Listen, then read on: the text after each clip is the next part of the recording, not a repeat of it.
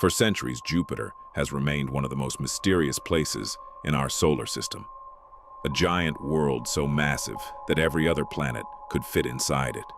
A planet wrapped in deadly radiation, violent storms, and crushing gravity. And yet, despite all of our technological progress, humanity has only visited Jupiter a handful of times, because getting there is incredibly difficult.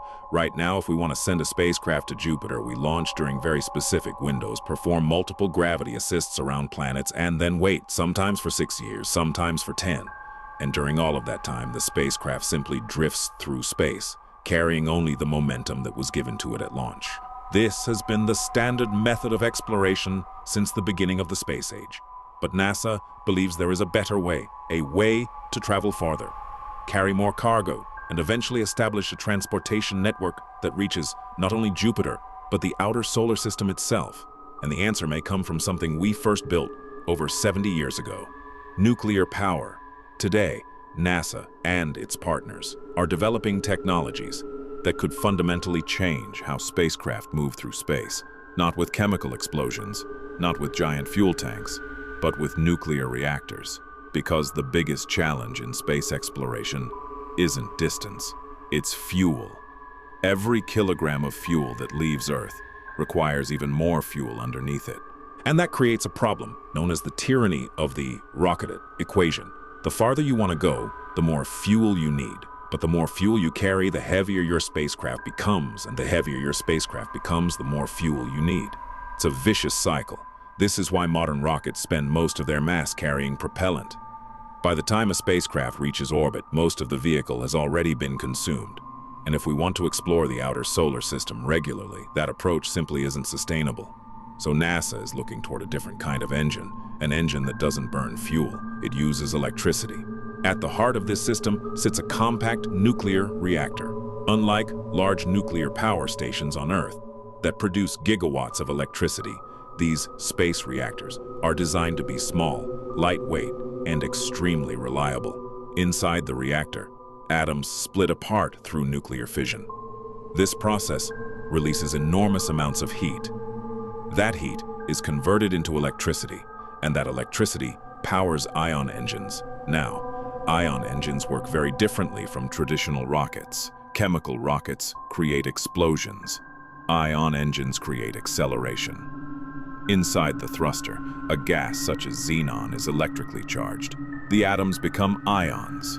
Powerful electromagnetic fields then accelerate those ions to extremely high speeds and eject them from the spacecraft. The amount of thrust is tiny. In fact, the force can feel lighter than the weight of a sheet of paper resting in your hand. But unlike conventional rockets, ion engines can operate continuously, day after day, month after month, year after year, and eventually, that tiny push becomes enormous speed. NASA's Dawn spacecraft demonstrated this technology beautifully. It traveled millions of kilometers and visited 2 different worlds using ion propulsion. But future, nuclear electric spacecraft could take this concept to an entirely new level. Imagine a cargo ship leaving Earth orbit, slowly accelerating for months, crossing the asteroid belt, passing Mars, and arriving at Jupiter, carrying equipment, scientific instruments, habitats, and supplies. Not because it carried enormous fuel tanks, but because it carried a small nuclear reactor.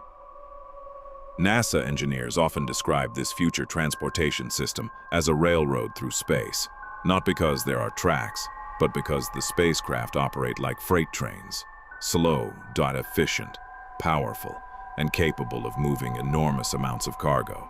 The first missions would likely be robotic, orbiters, landers, autonomous probes, perhaps even flying drones for the icy moon Europa.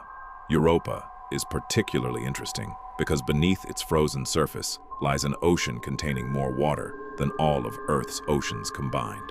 And where there is liquid water, scientists believe there may be the conditions necessary for life. But Europa sits deep inside Jupiter's intense radiation belts. Solar power becomes difficult, electronics degrade, and traditional spacecraft face enormous challenges. Nuclear-powered vehicles change that equation. A reactor doesn't care whether sunlight is weak. It doesn't stop working during long nights. and it can continue generating electricity for years. That means future probes could drill through ice, power underwater robots, operate scientific laboratories, and survive in environments that would otherwise be impossible. But perhaps the most exciting possibility is what comes next. Because once nuclear transportation becomes reliable, destinations that once seemed impossible suddenly become accessible. Saturn, Uranus, Neptune, even the Kuiper Belt. Entire regions of the solar system could become reachable on practical timescales. The outer planets would no longer be once-in-a-generation missions. They could become regular destinations, and eventually, these spacecraft may support human explorers, not by carrying astronauts directly at first, but by delivering cargo, habitats, supplies, power systems, and infrastructure long before humans arrive. This is exactly how railroads transformed Earth. The tracks came first. Settlements followed. In many ways, NASA isn't simply building a spacecraft. They're building transportation, the same way steam engines opened continents, the same way cargo ships connected oceans, the same way railroads linked cities. Nuclear spacecraft may eventually connect planets, and while these technologies are still being developed today, the foundation already exists. Small reactors, electric propulsion, advanced materials, autonomous systems. Piece by piece, the infrastructure of an interplanetary civilization is beginning to appear, because the future of space exploration may not belong to the biggest rockets. It may belong to the most efficient ones, the ones that move quietly, slowly, relentlessly, crossing millions of miles without stopping, carrying humanity deeper into space than ever before. And someday, when the first permanent outposts exist around Jupiter's moons, historians may look back at these early nuclear spacecraft as the moment everything changed, the moment humanity stopped visiting the solar system and started building roads through it.